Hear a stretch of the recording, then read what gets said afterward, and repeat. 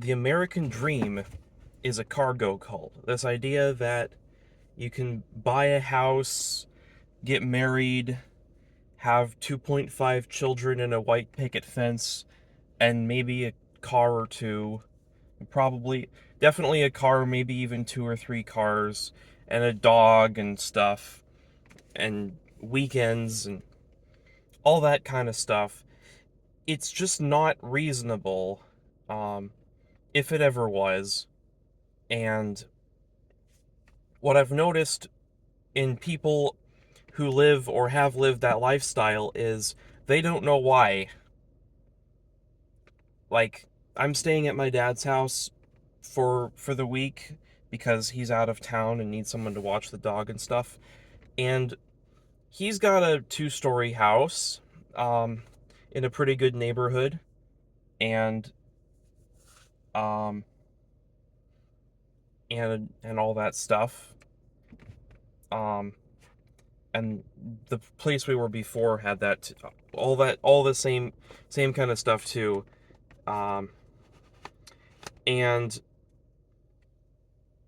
he makes enough to afford the house, kind of. I mean, the way that debt works means that's not really how it is, but it's fine. I'm not going to question his financial decisions. I don't even know what the numbers are. But the thing is with that, like, why would you ever want a house?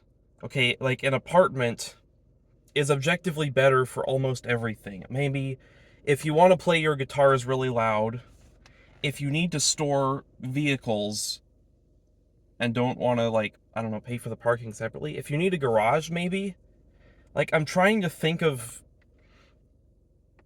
something that I would ever want a house for that I wouldn't be able to work around with something else. And it's difficult, right? It's difficult to, cuz like owning a house, maintaining a house, taking care of a house, there is a whole lot of stuff that you've just got to deal with and fix yourself and pay for. Um and okay, you could say maybe, oh, the good thing though is that at least you buy it once and then it's done, unlike, apartment or something you've got to rent. But like, it's 2023. Buying houses has not been like a real thing that middle class folks do for 20 years. One does not simply buy a house.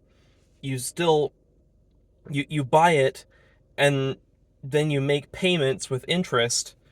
My parents' last house, it took them till I was 18 to finish paying, or till I was like 17 to finish paying it off, and they bought it years before I was born. I don't know how long.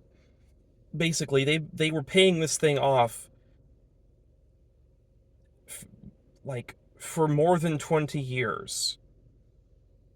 Smallish, not that large amounts, but like still, like that is a huge amount of money to just sink into a thing. And it wasn't like, it's not like perfect anymore either. They're not, like, houses aren't that good, guys. They're not much better for most things that a person could want to do to live in a space. If you want to start a family, sure, having a larger space for the kids to be in is maybe a good idea. But like, if you lose your family and you've got to find a new place, why would you ever buy a house? What buy a house, I say. Um, Also, especially like I said, my dad can afford this house, but as I mentioned earlier, he's away for like 4 or 5 weeks at a time, and then he's here for 2 or 3 weeks. His job wasn't always this bad. He works in aviation, but it's like that. It's like the requirements, you have to either be really good at something or willing to put so much time in for the money that it takes to just live in a slightly bigger space and be able to store random crap that you never use, like boats and campers and all this stuff. Like, what is... I don't understand what the point is, and I've tried to, like, ask what the point is, and nobody's been able to explain it to me. And maybe that means that I can't understand, but maybe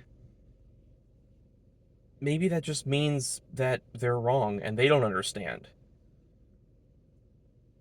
You ever think of that?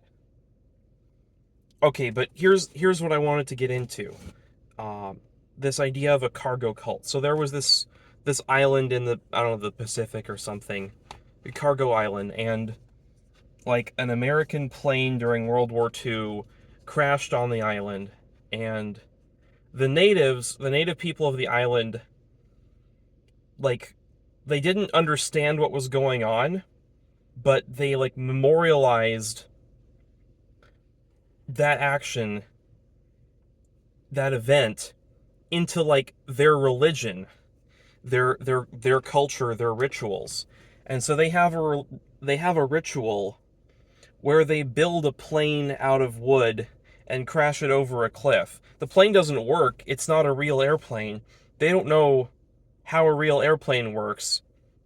They just put the things in the right shape so it looks like an airplane, and then they know, okay, this plane crashed in the great event or whatever.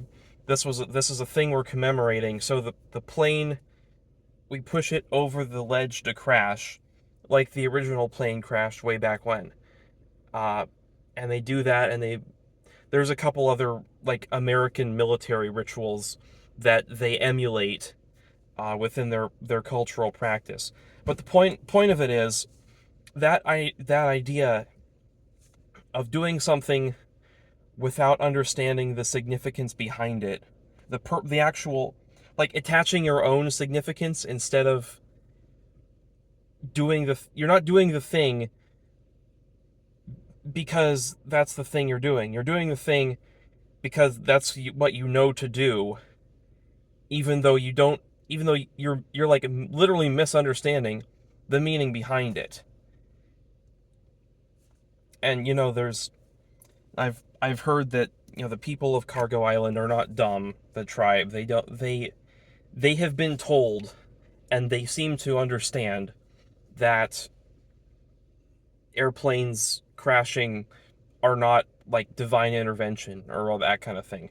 But they still do it, even though they know, because that's just what their culture is now. So what if it's a misunderstanding? So what if how the so what if the suburban house was a ploy by the banking system or whatever?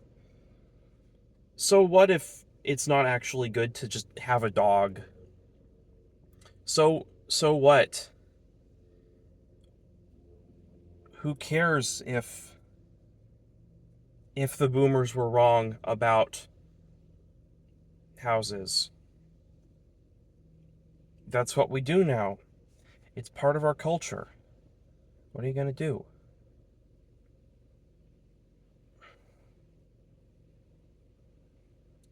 Thank you for watching. Hopefully more involved video next time later.